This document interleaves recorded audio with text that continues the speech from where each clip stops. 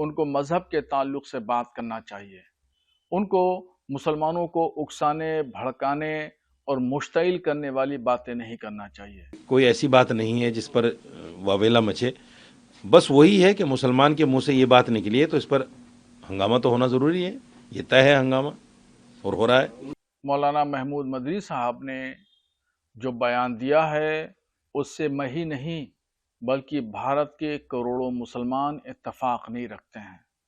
मौलाना महमूद मदनी साहब मजहबी आदमी हैं, उनको मजहब के ताल्लुक से बात करना चाहिए। उनको मुसलमानों को उकसाने, भड़काने और मुश्तिल करने वाली बातें नहीं करना चाहिए।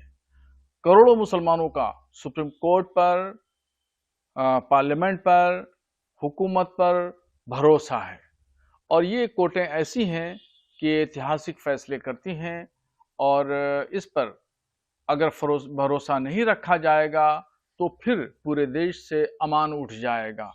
इसलिए अदालतों पर और पार्लियामेंट पर भरोसा करना होगा और ये जितने भी इदारे हैं, ये इदारे लोगों के हितों को ध्यान रख करके, जन कल्याण को ध्यान रख करके फैसले करते हैं। ये लोगों के खिलाफ या मजहब के खिलाफ फैसले नहीं करते, मगर मदनी साहब मुसलमानों को उकसा रहे हैं और मुश्तिल कर रहे हैं और भरोसा तोड़ने वाली बात कर रहे हैं। उन्होंने जो बातें कही हैं, ना तो मैं इस बात से इत्तफाक रखता हूं और ना ही भारत का कोई मुसलमान उनके इस बयान से इत्तफाक रखता है।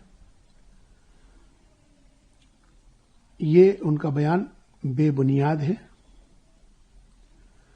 उनके इस बयान से देश का माहौल खराब होगा, देश के अंदर अराजकता पैदा होगी। उन्होंने जिस तरह से, जिस अंदाज में जो बात कही है, उन्होंने जिस तरह से कहा है कि हमें हुकूमत पर भी भरोसा नहीं है, उन्होंने अदालतों पर भी कहा है हमें भरोसा नहीं है, खासतौर पर सुप्रीम कोर्ट का उन्होंने नाम लिया है, हवाला दिया है। वो क्या संदेश देना चाहते हैं, क्या बताना चाहते हैं, ये हमें नहीं मालूम है। लेकिन उन्होंने ये जो बयान मुसलमानों का नाम लेकर कहा है, देश भारत के तमाम मुसलमानों के हवाले से दिया है, तो देश का मुसलमान इस बात से बिल्कुल सहमत नहीं है। नहीं, देखिए, बाबरी मस्जिद में जो कुछ भी हुआ, ये बड़ा देश का दुर्भाग्य कहिए कि जब सुप्रीम कोर्ट ये कह रहा है कि मेरे पास ऐसा कोई सबूत नहीं है कि मंदिर तोड़ के मस्जिद बनी हो, और ये भी कह रहा है कि 1949 में मूर्तियां गलत रखी गई, ये भी कह रहा है कि बाबरी मस्जिद को इलीगल तरीके से तोड़ा गया, और ये भी कह रहा है कि जो लोग इसमें शामिल हैं उनके खिलाफ कार्रवाई होनी चाहिए, और फिर भी जगह उठा के मंदिर को दे देता है। ये तो बड़ा अजीब सा, आश्चर्यजनक फैसला था। लेकिन मुसलमानों ने इस वजह से कबूल किया कि ठीक है, चलो 400-500 साल पुराना एक मामला ख़त्म हुआ, जान छूटी, ये देश में जो नफ़रत फैल रही थी ये कम से कम होगी। लेकिन पता चला कि वो तो और ज़्यादा हो गई, नए रास्ते निकल गए। तो ये जो पीड़ा है, इस पीड़ा को उन्होंने व्यक्त किया है, और इसी पीड़ा को व्यक्त करने के लिए आपको याद होगा सुप्रीम कोर्ट के 4 जज बाहर निकल के आए थे, प्रेस कॉन्फ्रेंस की थी। DY चंद्रचूड़ जब रिटायर हो गए उसके बाद उन्होंने बाकायदा एक प्रोग्राम में इस तरह की बातें कहीं, और कई सारे जज हैं जो इस तरह की बातें करते हैं। सवाल ये है कि अगर हिंदू को इस बात को कर दे, आप निशिकांत दुबे ने क्या कहा था चीफ जस्टिस के लिए, बिल्कुल खुली किताब है, क्योंकि वो हिंदू थे तो उनकी बात को दबा दिया गया।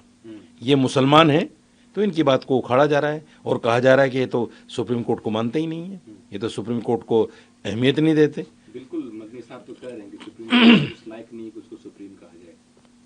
नहीं, उन्होंने ये कहा कि सुप्रीम कोर्ट सुप्रीम उस वक्त होगा जब इंसाफ के तकाजे पर फैसले होंगे। ये कोई गलत थोड़ी है भाई। सुप्रीम कोर्ट जो है हिंदुस्तान में हमारी लास्ट उम्मीद है कि जब सब जगह से हम थक हार के बैठ जाएं तो फिर एक रास्ता बचता है सुप्रीम कोर्ट। वहाँ भी अगर ऐसा ही हो जाए तो फिर सुप्रीम कहाँ से रह गया। ये एक बात उन्होंने कही, तो उसमें मैं समझता हूँ कि कोई ऐसी बात नहीं है जिस पर वावेला मचे।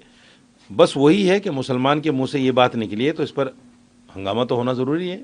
ये तय है हंगामा और हो रहा है। भोपाल में उनकी मीटिंग हुई थी, उसका बयान मैंने पढ़ा है, सोशल मीडिया में वायरल हो रहा है कि मौलाना ने कहा कि आज मुस्लिम्स के सामने एक बड़ा चैलेंज है उनका सड़कों पर निकलना, रेलों में यात्रा करना, व्यापार करना, मकान बना के रहना, मकान और ज़मीन का कारोबार करना, यहाँ तक खान पान का व्यापार करना, ये सब निशाने पर है। और पूरी दुनिया देख रही हो। आपने देखा है कि अमेरिका की रिलीजियस फ्रीडम को जो देखती है, वॉच करती है दुनिया में, उसकी अभी रिपोर्ट आई हाल में कि भारत में मुस्लिम अल्पसंख्यकों के साथ ज्यादती हो रही है। और ये वास्तविकता है, इट्स ट्रू। पूरी दुनिया देख रही है, भारत के लोग देख रहे हैं, सिवाय आरएसएस बीजेपी के जिन्होंने आंखें बंद कर रखी है। पूरा देश देख रहा है कि मुस्लिम के साथ ज्यादती होती है। लेकिन उस ज्यादती का जवाब हमारे पास एक संवैधानिक, एक लोकतांत्रिक, संसदीय व्यवस्था मौजूद है। हमें उसी व्यवस्था के तहत संघर्ष करना चाहिए, जाति का जवाब देना चाहिए। मौलाना ने अपने नैरेटिव में सारी बातें की हैं, लेकिन हल नहीं बताया। मैं उसका हल बताता हूँ कि आज देश में बहुसंख्यक समाज देश का लोकतांत्रिक मान्यताओं पर आस्था रखता है, भारत के संविधान पर आस्था रखता है। हमारी दिक्कत क्या है, हम लोकतांत्रिक संवैधानिक मूल्यों के आधार पर राजनीति से बाहर भागते हैं, राजनीति नहीं करना चाहते, जबकि राजनीति करना इस वक्त की महती आवश्यकता है। हर कमज़ोर वक्त को, खासतौर पर अल्पसंख्यकों को, दलितों को, आदिवासियों को इस राजनीतिक ऑपरेटर्स को इस्तेमाल करना चाहिए, अपने अधिकारों के प्रति असर्ट करना चाहिए, आगे बढ़ना चाहिए। और हम ये समझते हैं कि देश में 80% लोग आज परेशान हैं इस सरकार से, लेकिन उनमें श्रृंखलाबद्ध होने की ज़रूरत है। श्रृंखलाबद्ध होकर इस सरकार के खिलाफ शांतिपूर्ण तरीके से आंदोलित होने की ज़रूरत है, ऐसा मैं महसूस करता हूँ।